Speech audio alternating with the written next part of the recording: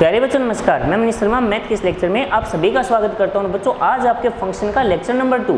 तो बच्चों यदि आपको याद हो तो जो प्रीवियस लेक्चर था कंप्लीट हमारा जो चर्चा रही थी हमारी वो फंक्शन की डेफिनेशन के ऊपर रही थी। ये फंक्शन क्या होगा, किस तरीके से उसको रिप्रेजेंट किया जाएगा, दो सेट के बीच जो होगा वो सारी बातों पे बच्चों हमने चर्चा की। ये फंक्शन बनेगा कब या कब नहीं बनेगा। तो आइए उन्हीं चर्चाओं को और आगे बढ़ाते हैं और आगे और कुछ नई बातों को सीखते हैं। सबसे पहले बच्चों ग्राफ के थ्रू, यानी जो आप ग्राफ के थ्रू यदि ये बात समझना चाहो कि जो दिया गया फलन है वो फंक्शन है या नहीं, तो कैसे समझोगे। बहुत थोड़ी सोचने वाली बात है ना। भाई मैंने क्या बताया था, अभी जो आपको डेफिनेशन बताई थी उसी डेफिनेशन के अंदर सबसे पहले एक बार डेफिनेशन के ऊपर आ जाते हैं कि ए टू बी, मान लीजिए आपके पास कोई ये फंक्शन ए टू बी, वो फंक्शन कब बोला जाएगा, ए से बी में कोई मैपिंग फंक्शन कब बोला जाएगा, जब ए के सारे एलिमेंट की every element of a unique image in B, ऐसा हो तो उसे मैं क्या बोलूँगा, फंक्शन। यानी ए के प्रत्येक अवयव की बी में कोई ना कोई इमेज हो और केवल एक हो तो ही वो क्या होगा बच्चों, फंक्शन होगा। और फंक्शन क्या होगा, क्यों होगा, वो सारी बातें मैंने आपको किस तरीके से होगा प्रीवियस लेक्चर में बताई है। लेकिन अब बच्चों कई बार क्या होता है कि यदि मान लीजिए एक सेट में बहुत सारे अवयव हो, एक सेट में बहुत सारे अवयव हो, तब क्या वो फलन होगा। और आपको उनके लिए मान निकालना ना आए तब सोचने वाली बात है। तो ग्राफ के थ्रू कैसे बने, जैसे बच्चों मैं कुछ 2-3 ग्राफ बनाता हूं। देखो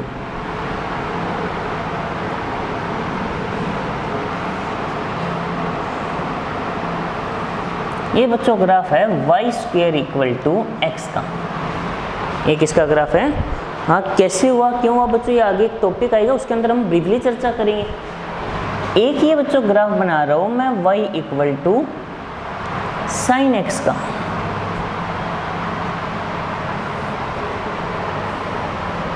ठीक है, y = sin x का मैं ग्राफ बना रहा हूं। तो आप सभी जानते हो सिर्फ समझने के लिए बनाया, कोई ये नहीं कि एग्जैक्ट बनाने से, सिर्फ समझाने के लिए ऐसा। तो बच्चों अब आपको ग्राफ के थ्रू ये बताना हो कि ये फलन है या नहीं। मान लीजिए आपको जो अभी तक प्रीवियस बातें भी प्रत्येक एलिमेंट की इमेज यूनिक आ रही है नहीं, वो उन बातों पे अगर मान लो आपका माइंड एक बार नहीं चला, मान लो वो आप डेफिनेशन भूल जाते हो, तो क्या करें। यदि ग्राफ मौजूद है तो ग्राफ को देखकर पता चल जाता है इनमें से कौन सा फलन है कौन सा नहीं। तो यहाँ पे कंडीशन क्या क्या हो सकती है बच्चों, ये हो सकता है दोनों के दोनों फलन है, हो सकता है दोनों में से एक भी नहीं है, हो सकता है एक है ये नहीं है, या ये है ये नहीं है। प्रॉब्लम आ गई।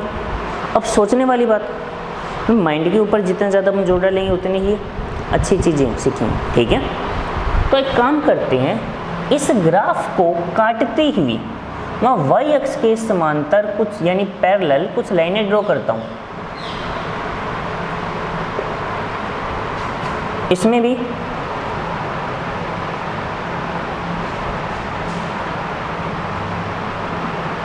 इन लाइनों में बच्चों आपको कुछ डिफरेंस दिख रहे हैं ग्राफ के लिए इनमें आपको कुछ डिफरेंस दिख रहा है क्या, एक बार सोचो इस बात को और मुझे जब बताओ। एक बार आप आराम से इन पे माइंड पे लगाओ, फोकस करो और ये बताओ क्या यहाँ पे आपको कुछ स्पेशल दिख रहा है क्या। मुझे तो कुछ दिखाई दे रहा है। एक चीज़ जो कंडीशन देखो, इस ग्राफ को प्रत्येक लाइन कितनी बार इंटरसेक्ट कर रही है, यानी कितनी बार काट रही है, 2 बार काट रही है, 2 टाइम। यानी ग्राफ के ऊपर यदि देखो कि जो ग्राफ को काटने वाली आप यदि वाई एक्सिस के पैरेलल, यानी जो वाई एक्स के समांतर जो आप लाइनें बना रहे हो वो इसे कितनी बार काट रही हैं, 2 बार काट रही हैं। लेकिन इसे देखो, चलो मैंने यहाँ पे डैश कर दी, कोई सोचा ये देखो ऐसे मैं कोई भी बच्चों लाइन ड्रॉ करता हूँ वो इसको कितनी बार काटेगी, केवल 1 बार। तो इसका मतलब ये फलन है ये फलन नहीं है। बात समझ में आई? यानी ये अपने आप में एक रिलेशन जरूर है, लेकिन ये फलन नहीं बोला जाएगा, ये फलन बोला जाएगा। क्लियर हुई बात? कि यदि कोई ग्राफ को वाई एक्स के समांतर लाइन एक से ज़्यादा बार काटे तो वो फलन नहीं है। ठीक है, यदि कोई लाइन ग्राफ को वाई एक्स के जो समांतर हम खींच रहे हैं वो एक से ज़्यादा बार काटे तो सिंपल सा मीनिंग ये होगा कि वो फलन नहीं है। हाँ, यदि कम बार काटे, यानी एक बार काटे या काटे ना, नहीं ना काटे ऐसा तो पॉसिबल होगा नहीं। एक बार काटे तो फलन है, एक से ज़्यादा बार, 2 या 3 बार काटे तो वो फलन नहीं होगा। अब आपके दिमाग में एक बात आनी चाहिए कि सर ऐसा क्यों? क्वेश्चन राइज होना चाहिए बच्चों। देखो, जितने ज़्यादा आपके माइंड में क्वेश्चन उठेंगे उतना ही बेटर रहेगा समझने के लिए। क्यों? जितने क्वेश्चन सोच सकते हो उतने सोचो, तभी तो वो बात दिमाग में बैठेगी, तभी तो आप कुछ नया सीख पाओगे। जब तक दिमाग में नई नई बातें आपके नहीं आएंगी ना, तब तक आप नहीं सीख पाओगे उसको। खुद दिमाग लगाओ भी ऐसा क्यों, और उनका आंसर यदि आपको मिल जाता है तो बहुत अच्छी बात होती है। क्वेश्चन उठने चाहिए अलग अलग तरीके से दिमाग में भी। चलो हुआ, लेकिन क्यों हुआ भाई? 2 बार काटने पर क्यों हो गया? इसका कारण क्या है? कारण ये होगा कि ये लाइन जो मैंने बनाई है, देखो इस x का मान 1 है, लेकिन इसके संगत आपके पास y के कितने मान आ रहे हैं? 2। यानी x के 1 मान के संगत y के 2 मान आ रहे हैं। एक को y1 मान लो, एक को y2 मान लो। यानी एक एलिमेंट की कितनी इमेज हो गई? 2 इमेज हो गई। बात समझ आई? एक एलिमेंट की 2 इमेज हो रही है। अब आप खुद सोचो, जो डेफिनेशन लिखी थी मैंने उसमें कहा था कि जो इमेज है वो यूनिक होनी चाहिए, अद्वितीय होनी चाहिए, यानी एक एलिमेंट की केवल एक इमेज होनी चाहिए। लेकिन मेरे पास यहाँ पर एक एलिमेंट की कितनी इमेज आ रही है? 2 इमेज आ रही है, जिसकी वजह से ये फंक्शन यानी आपका फलन नहीं है, लेकिन ये फलन होगा। ठीक है बच्चों? तो जब भी फलन चेक करना हो ना, 2 तरीके, एक तो अवयव रख के देख लो मान अलग अलग, या उसको ग्राफ के ऊपर चर्चा कर सकते हो तो बहुत ज़्यादा बेटर ऑप्शन रहेगा। और बच्चों आपको ग्राफिकल ट्रांसफॉर्मेशन आना जरूरी है, तो इसलिए जो जो फलनों के ग्राफ आपको बताए जाते हैं वो आपको याद रखने हैं। और ग्राफ बनाने के लिए प्रोसेस देखो, सबसे पहले एक बात बता देता हूँ बच्चों, यहाँ पे आप कर्व का ग्राफ बनाते हो, ठीक है? तो जैसे ये 3 पॉइंट है तो इनको ऐसे नहीं मिलाओगे, 3 पॉइंट है तो इनको ऐसे कर्व के शेप में मिलाओगे, यानी कोई एंगल जनरेट नहीं होना चाहिए वहाँ पे। यदि आप एंगल जनरेट कर देते हो तो मान के चलो फिर वो गलत होगा। क्लियर है बच्चों? तो अब बताइए बच्चों, फंक्शन की डेफिनेशन समझ आई या नहीं आई? डेफिनेशन समझ आ गई होगी फंक्शन की। तो अब आगे बढ़ते हैं फंक्शन से रिलेटेड कुछ और बातें। टाइप ऑफ फंक्शन पे बाद में आएंगे। नेक्स्ट लेक्चर बच्चों हमारा शायद टाइप ऑफ फंक्शन पे ही रहेगा, ठीक है? लेकिन उससे पहले जो चर्चा करनी जरूरी है हमारे लिए वो इम्पोर्टेंट टॉपिक है, और आगे के बच्चों चीज़ों को समझने में बहुत ज़्यादा हेल्प करेगा। 3 वर्ड, डोमेन,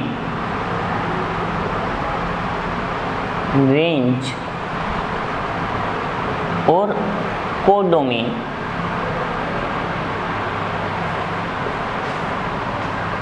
प्रांत, परिसर,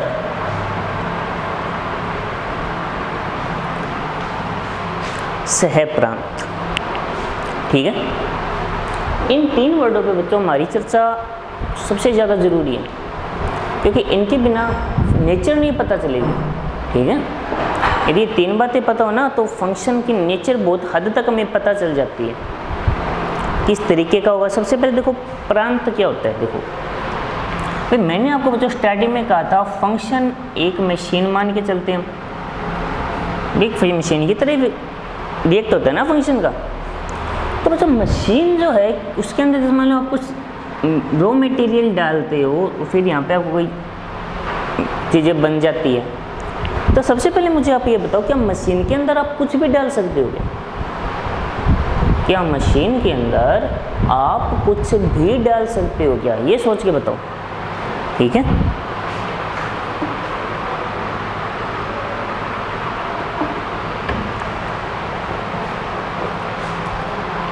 बताओ बच्चों, क्या आप मशीन के अंदर कुछ भी डाल सकते हो? तो ऐसा तो नहीं हो सकता, ऐसा पॉसिबल ही नहीं है। जैसे ये मार्कर है, मैंने आपको जब कल एग्जांपल दिया था भाई, इसके अंदर इंक डालते हैं, लेकिन यदि मान लो इसके अंदर मैं कोई जूस डाल दूं या पानी डाल दूं तो मार्केट ख़राब हो जाएगा, क्योंकि हर एक मशीन की कुछ कैपेसिटी होती है, वो कुछ है। जैसे हम भी यदि खुद के बॉडी को मशीन मान कर चलें तो हम जो एनर्जी ग्रहण करते हैं जिन चीज़ों से, जिन वस्तुओं से जो हम खाते हैं, वो उनकी भी तो एक लिमिट है। ये तो अन्य सारी चीज़ें ही खा सकते हैं, मैं कोई ये मार्केट थोड़ी ना खाया जा सकता है।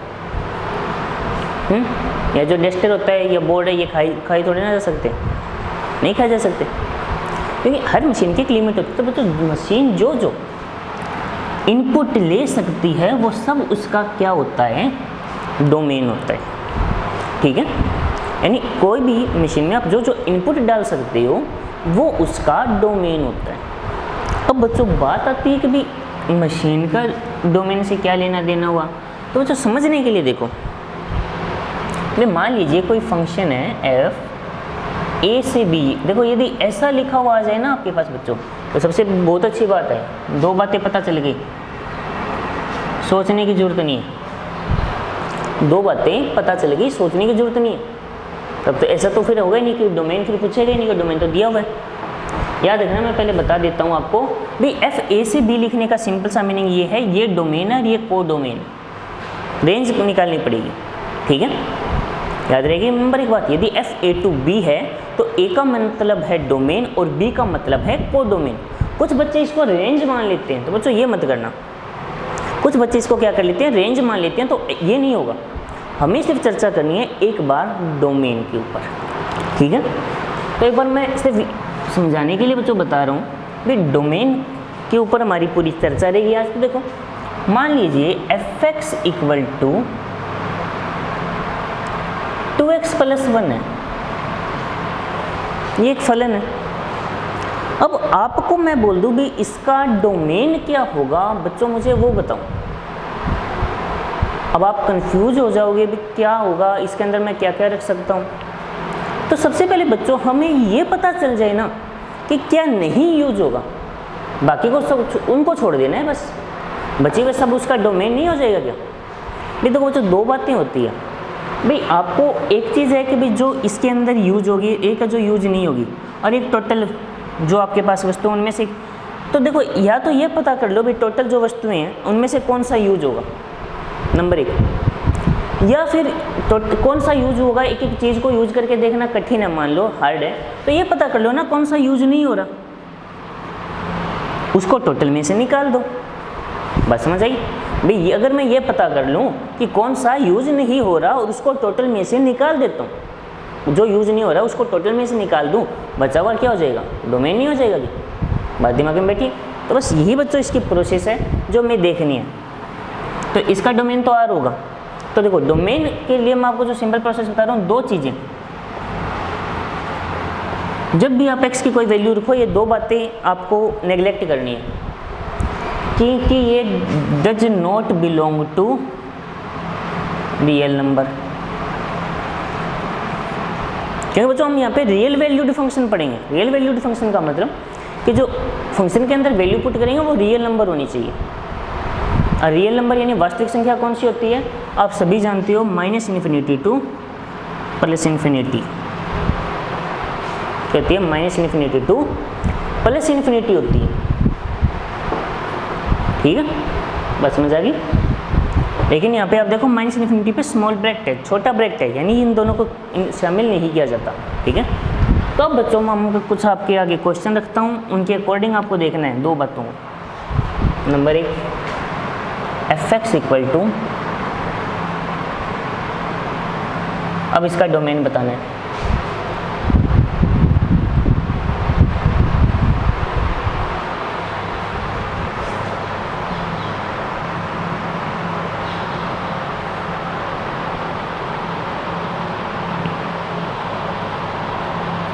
ठीक है,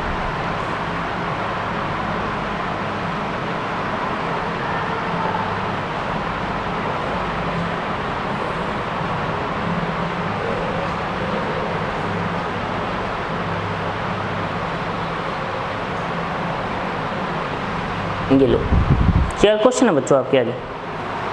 मैंने टोटल 4 क्वेश्चन रखे हैं आपके आगे। इन चारों का डोमेन बताना है आपको, सिर्फ डोमेन पता करना है। डोमेन यानी इसके अंदर क्या क्या इनपुट होगी वो पता करनी है, ठीक है। तो मैंने आपको कहा था कि आपके दिमाग में यही रहना चाहिए कि ये दो वैल्यू ना बने। ये दो वैल्यू यदि नहीं बनती है तो मान के चलिए आपका फंक्शन बहुत अच्छी तरीके से बच्चों डोमेन को निकाल के देगा, ठीक है। तो देखो सबसे पहले बच्चों देखता हूँ मैं रूट को सॉल्व करता हूँ। भाई मुझे ये पता है कि ये ऑलवेज ग्रेटर इक्वल क्या होना चाहिए रूट के लिए, सिर्फ 0, क्योंकि यदि x² - 1 बच्चों ग्रेटर देन 0 होगा तो वो रूट के अंदर कभी नेगेटिव साइन जनरेट नहीं करेगा, ठीक है। 0 का रूट तो 0 होता है, कोई दिक्कत नहीं है। यानी x² - 1 is always greater equal 0, x² is always greater equal to 1, यानी x² का मान 1 या 1 से ज़्यादा। अब आपको भी सर x² का मान क्या 1 से कम होता है, तो बच्चों हाँ होता है। 0 का मान क्या होता है, 0 का वर्ग 0 होता है, 0.9 का वर्ग होता है 0.81, तो कम होता है या नहीं होता, या माइनस पॉइंट है। तो यहाँ पे आप लिखोगे कि आपको क्या नहीं लेना भाई, छोटा तो x के लिए आपको -1 to +1 ये नहीं चाहिए, सॉरी स्मॉल ब्रैकेट लगाती हैं, कैपिटल नहीं स्मॉल, ओके ठीक है। क्योंकि इन दोनों के बीच की कोई भी मैं वैल्यू लूँगा तो उनका जो स्क्वायर -1 है बच्चों वो 1 से छोटा होगा, सॉरी 0 से छोटा होगा। तो यानी रूट के अंदर नेगेटिव वाली प्रॉब्लम सॉल्व कर ली मैंने। तो मुझे इतना तो पता चल गया मुझे क्या नहीं लेना, कब, सिर्फ एक वैल्यू के लिए भी मुझे इन दोनों के बीच की वैल्यू नहीं चाहिए। और क्या क्या नहीं चाहिए, तो बच्चों देखो इन्फिनिटी कब बनता है, जब नीचे वाली वैल्यू क्या हो जाए 0। ये इन्फिनिटी कब बनेगा, जब नीचे वाली वैल्यू क्या हो जाए 0 हो जाए। तो नीचे वाली वैल्यू यदि 0 हो रही है देखो, तो x² - 1 इक्वल 0 होने का मतलब x² इक्वल टू 1 और x की वैल्यू +-1, ये भी नहीं होनी चाहिए। तो यहाँ पे -1 को निकालना है बाहर, तो ये ले लो +1, यानी ये कंप्लीट वैल्यू यदि मैं बाहर निकाल दूँ, आराम से समझिए बच्चों, यदि मैं ये कंप्लीट वैल्यू को बाहर निकाल दूँ, अब इनके अलावा मैं कुछ भी रखूँ, क्या नीचे 0 बनेगा या रूट के अंदर नेगेटिव बनेगा, दोनों बातें पॉसिबल नहीं। जैसे मान लो मैंने यहाँ पे -2 रखा, कोई बच्चा -2 रखने की सोच रहा हो, -2 का स्क्वायर बच्चों क्या होता है 4, 4 - 1 3, रूट 3 की वैल्यू होती है 1.732। रूट के अंदर ना नेगेटिव होगा ना नीचे 0 होगा, ठीक है। तो सब अब बात समझ आ गई। तो बच्चों इसके लिए जो डोमेन होगा, लिखना कम है समझना ज़्यादा है, वो होगा कंप्लीट रियल नंबर से इनको बाहर निकाल दो। भाई जो खराब कर रहे हैं ना, भाई जब कुछ चीज़ें हों उनमें एक खराब हो जाए उसको क्या कर देते हैं, बाहर फेंक दो, तभी तो वो सही है जो वो बचेगी, सही थोड़ी ना फेंकते हैं, ठीक है। तो बस वो पता कर लो भाई जो खराब क्या है, भाई जो हमें नहीं चाहिए उनको निकाल दो, बचा हुआ सब क्या हो जाएगा आपके लिए डोमेन। तो बच्चों देखो आर का मतलब है कंप्लीट रियल नंबर, तो कंप्लीट रियल नंबर से यदि हम -1 to +1 के बीच और इन सबको निकाल देते हो तो बची हुई सभी संख्याओं के लिए आपका जो फंक्शन है वो रियल वैल्यू ही देगा, क्योंकि -1 के लिए भी ये 0 बनेगा, +1 के लिए 0 और इन दोनों के बीच के लिए रूट के अंदर माइनस। तो मुझे दो वैल्यू तो चाहिए नहीं, बाकी सब निकाल दो बात, तो बस समझ आ गई। तो बच्चों रूट के अंदर माइनस नहीं होना चाहिए, डिवाइड में 0 नहीं होना चाहिए, दो बातें याद रख लो, दिमाग में बैठाओ जल्दी जल्दी। रूट के अंदर क्या नहीं होना चाहिए माइनस, डिवाइड में क्या नहीं होना चाहिए 0। रूट के अंदर माइनस, डिवाइड के अंदर 0, जिनसे ये दो चीज़ें बने उनको बाहर निकालो, बाकी का सब रियल नंबर है वो डोमेन है। क्लियर हुआ? चलिए आगे बढ़ते हैं। बच्चों डोमेन अभी बहुत लंबा चलेगा अपने लिए, छोटा नहीं है। कोई बच्चा ये सोच रहा छोटा सा है। इस क्वेश्चन के लिए देखो f(x) इक्वल टू 1/2x + 1। सबसे पहले देखो क्या इसके अंदर रूट दिखाई दे रहा है क्या आपको कहीं? क्या इस क्वेश्चन के अंदर आपको कहीं भी रूट दिखाई दे रहा है? तो जवाब होगा नहीं दिखाई दे रहा है, यानी एक प्रॉब्लम सॉल्व। रूट के अंदर माइनस गया, रूट के अंदर माइनस वाली प्रॉब्लम सॉल्व होगी हमारी।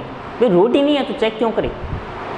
नीचे 0 कब बनेगा? जब 2x + 1 इक्वल टू 0 हो। यहाँ से x की वैल्यू आएगी माइनस का 1/2। x की वैल्यू बच्चों यहाँ से क्या आएगी? इसका अर्थ ये नहीं हो गया क्या कि x की वैल्यू क्या नहीं होनी चाहिए? x की वैल्यू नहीं होनी चाहिए -1/2। इसको बाहर निकाल दो। तो इसका जो डोमेन यानी d से दर्शा रहा हूँ, केवल एक वैल्यू माइनस कर दो, ठीक है। इस क्वेश्चन को देखो बच्चों, क्या रूट दिखाई दे रहे हैं थर्ड क्वेश्चन में? क्या थर्ड क्वेश्चन में आपको रूट दिखाई दे रहे हैं? भाई मुझे तो नहीं दिखाई दे रहा, तो सिंपल सी बात है रूट नहीं है। ये प्रॉब्लम सॉल्व। डिवाइड में कुछ दिखाई दे रहा है क्या? डिवाइड में भी कुछ नहीं है, यानी इसका अर्थ ये नहीं हो गया कि जब मैं x की कोई भी वैल्यू रखूं, ना तो रूट के अंदर माइनस बनेगा ना डिवाइड के अंदर zero. So that the domain of function is equal to r। बात समझ आ गई है ना? इजी, बहुत ईजी बच्चों डोमेन निकालना, लेकिन आपको थोड़ा सा फाइंड आउट करने का तरीका आना चाहिए। आप क्या क्या रख सकते हो वो मत देखो, क्या क्या नहीं रख सकते वो देखो। जो जो वैल्यू आप नहीं रख सकते उनको बाहर निकाल दीजिए। बाहर निकालने के बाद जो बचा वो सब का सब आपका डोमेन होगा। क्लियर हो गई बच्चों बात? कोई डाउट नहीं है। और लास्ट यहाँ लिख रहा हूँ बच्चों, देखो इसके अंदर एक प्रॉब्लम तो सॉल्व है, डिवाइड में कुछ नहीं है, यानी नीचे जीरो वाली कंडीशन नहीं देखनी, यानी अनंत तो ये बनेगा ही नहीं। अनंत भाई एक्स कौन? अब रूट के अंदर नेगेटिव कब आएगा? सॉरी एक्स के -1 है क्या? 4 है क्या? चलो इसलिए इसको कम करता हूँ, मैं 4 - x² लेता हूँ, ज़्यादा बेटर रहेगा। क्या आएगा? 4 - x²। ठीक है, अब आप ये देखो भाई 4 - x² यदि ऑलवेज ग्रेटर इक्वल 0, भाई रूट के अंदर बच्चों 0 आ सकता है, तो x² is always less equal 4, यानी -2 से +2। क्योंकि कोई बच्चा कहेगा सर 2.1 का स्क्वायर होता है बच्चों 4.41, प्लस हो चाहे माइनस हो, तो यहाँ पे ये ही लिया जा सकता है। तो इसका जो डोमेन होगा वो क्या हो जाएगा? सीधा पता कर लिया इस बार, जो लिया जा सकता है वही आ गया। ठीक है, ये क्या होना चाहिए? ऑलवेज ग्रेटर इक्वल 0 होना चाहिए। तो x² is always less equal 4, और x का वर्ग 4 से कम, 0 से 2 के बीच होता है, लेकिन स्क्वायर है तो बोथ साइड जाओ। ये लीजिए। तो बताइए बच्चों जो डोमेन का कंसेप्ट है वो समझ आया नहीं आया? आया होगा समझ में? तो बच्चों ठीक है, तो आज के इस लेक्चर को मैं सिर्फ डोमेन तक ही सीमित रखता हूँ। रेंज और को डोमेन बच्चों को बहुत कम निकालना आता है, क्वेश्चन में दिया होता है, सिर्फ डोमेन और रेंज निकालनी आती है। लेकिन ये नहीं कभी खत्म हो गया, हम बहुत सारे क्वेश्चन करेंगे नेक्स्ट लेक्चर में बच्चों। मैं कुछ ऐसे ही अच्छे क्वेश्चन लेके आऊँगा आपके लिए, ठीक है, जिसके अंदर आपको मैं सिर्फ डोमेन फाइंड आउट करना बताऊँगा। पहले डोमेन और रेंज के कॉन्सेप्ट को बढ़िया तरीके से समझेंगे, उसके बाद टाइप ऑफ फंक्शन बहुत ज़रूरी टॉपिक है वो, उसके बाद ग्राफिकल ट्रांसफॉर्मेशन से रिलेटेड कुछ बातें, और उसके बाद आगे की चीज़ें। ठीक है बच्चों, तो मिलते हैं नेक्स्ट लेक्चर में, तब तक के लिए टेक केयर।